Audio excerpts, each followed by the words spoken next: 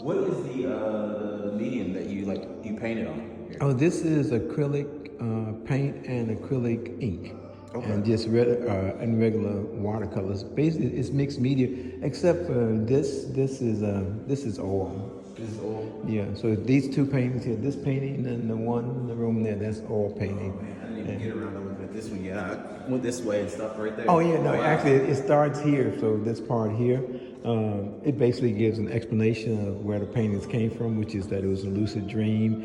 Actually, I was working in New York. And we had a project with a CEDAR program, which is kind of it was a redoing of a artist program that happened in during the Great Depression when they were trying to bring people out.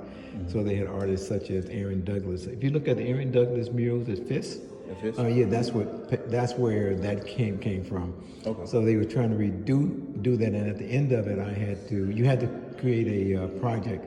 So my project was to redo the tarot cards, but I wanted to do it through the lens of a black African American male. Okay. But using lucid dreams, because in lucid dreams you get you go into the dream and you get to ask questions. So I asked the questions, and it transformed the kind of Western European orientated tarot cards. Although they basically said they are Egyptian, but when you really look at the images, they're no Egyptian images. Right, right. Yeah. So, which is okay because each culture filters it through. So I wanted to filter it through that more Southern culture, but I wanted to kind of go straight to my subconscious, which is debatable if that's what happens in lucid dreams. There's a big argument about what really happens when you go into lucid dreams. So but basically it was asking the questions, and this is kind of show you the questions that I asked and the vision that I was shown. So when I asked, and it basically showed me the triple goddess. And at that time, I didn't know anything about the triple goddess.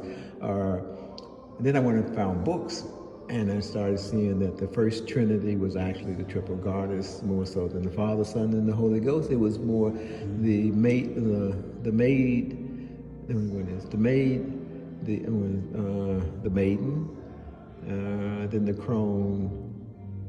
I always get that. Oh, the matron. Okay, matron, and crone. Okay. And that was so it's the three stages that women went through. Because basically their concept was men couldn't create because you can't have a baby.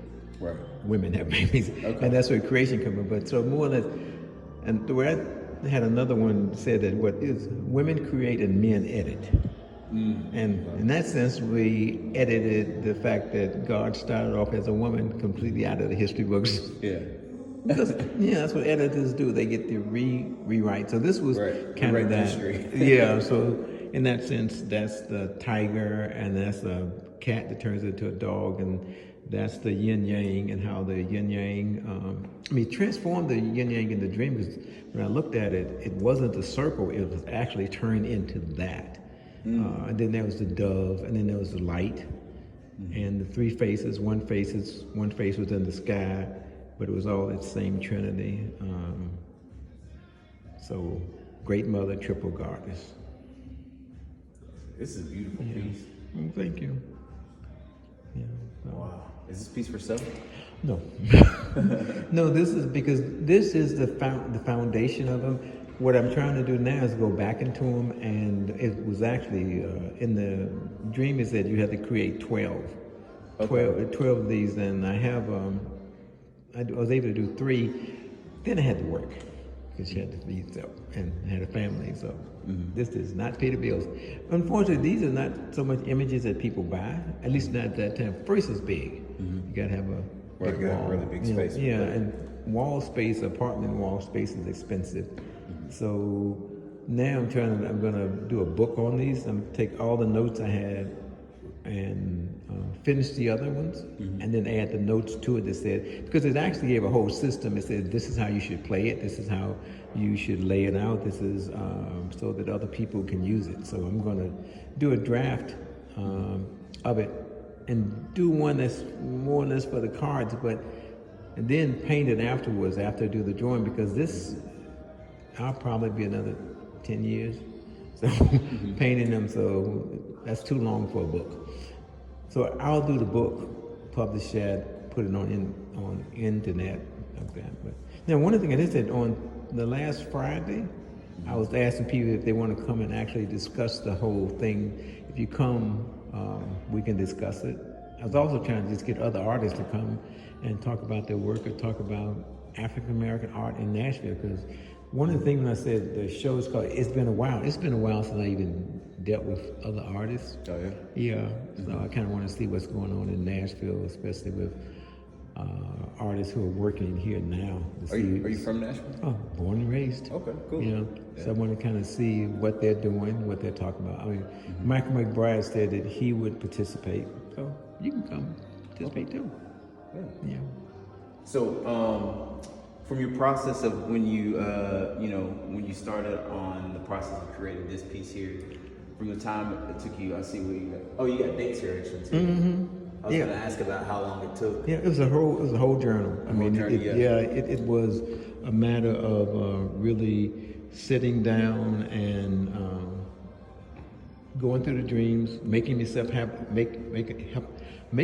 have a lucid dream, fighting with, because it's really not that simple that you just go and dream and ask, because dreams try to direct you one way and you're trying to go another way, and it throws a lot of obstacles, and you're asking the question, and sometimes you get an answer, but sometimes you have to say, what does that mean? And what does that mean? And what does that mean? So that was part of it. When I was doing it, it was like, okay, what does that mean? Because like this part here where it says the meaning of the car, she stands and says, everything does not tick on its own. And then it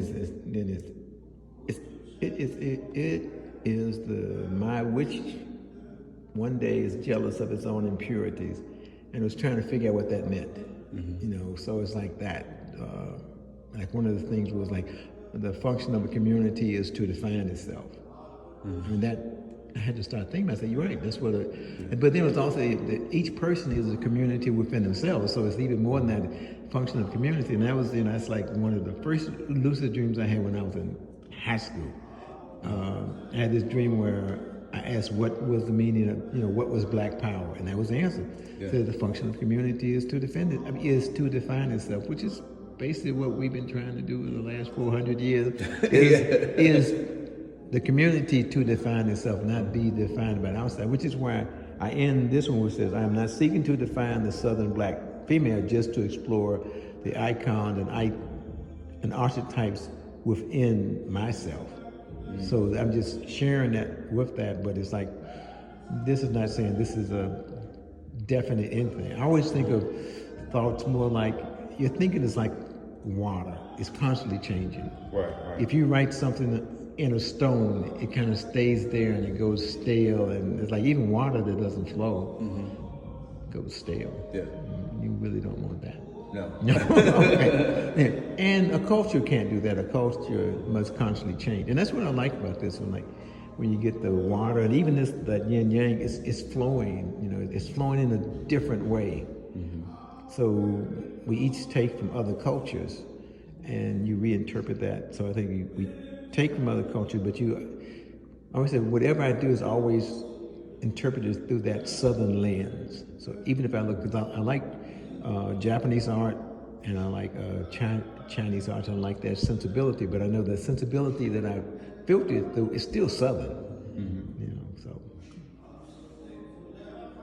Man, this is a great piece, and the story behind your journey of creating this is amazing too. I see why it's not for sale. And all these other ones, I mean, they're actually reflections of that, because I found myself, and that's why I said, this is the foundation image, because I keep coming back to it, but it's reflected in all of these other ones, all these other images.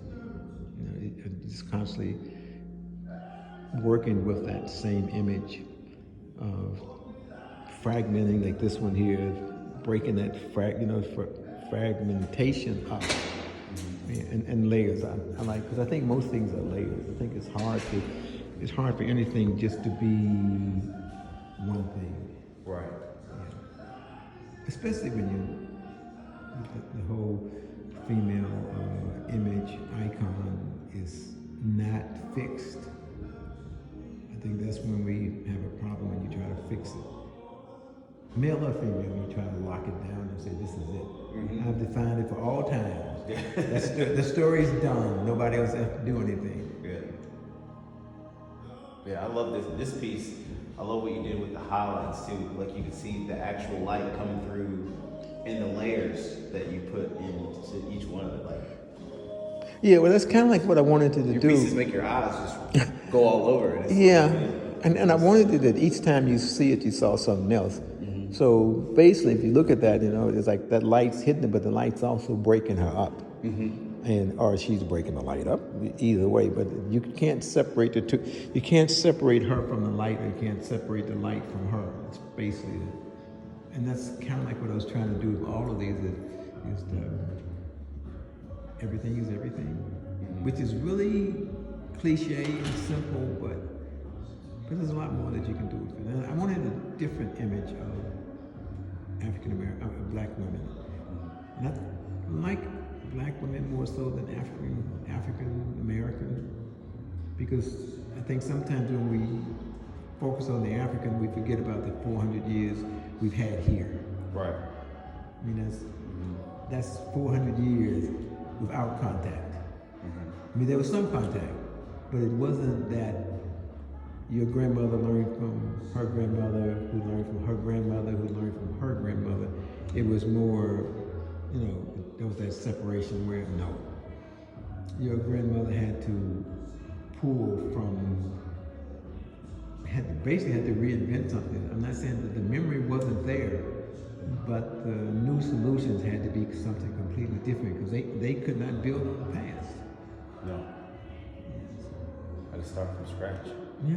Yeah, like this. Just take what you have and make what you can. Which is, as a black American, that's what we've done our whole Yeah, life. yeah. I mean, that's what jazz was. That's what all of that is. It's basically Jazz, rock and roll. Yeah, it's taking what you have and making something completely different. The Doesn't blues. matter whether it's chitlins or turnip greens or whatever it says, this is what I have. And this is what I'm going to deal with. I'm not pretending. I'm not waiting for something else. So that's kind of like what I wanted to do with this show. Is like basically, that's why there's no frames on it. I didn't want frames. I wanted it to be more floating there. So just said, just use materials on hand, not expensive material, just paper, paint, and found a different way of painting it. So we just went back home a little bit, kind of floating. Yeah. No frames. Yeah, I like how they're off the wall. I like how that looks. Yeah. Yeah. Because it forces you just to see the paintings, not the matting, not the frame around. So it still focus you to see that, which is what a frame is supposed to do. It's supposed to make you that, but a frame is going to be black or white, and then it's supposed to pick up the complementary colors. And no, I just wanted it to say, no, it's kind of floating. So I think that's what we kind of, it's like the floating world of African American art. I think that's where what we do is kind of a floating world. Yeah. Yeah. It is a floating world. Yeah. Not a big anchor. That's amazing. It was really nice to meet you again. Okay.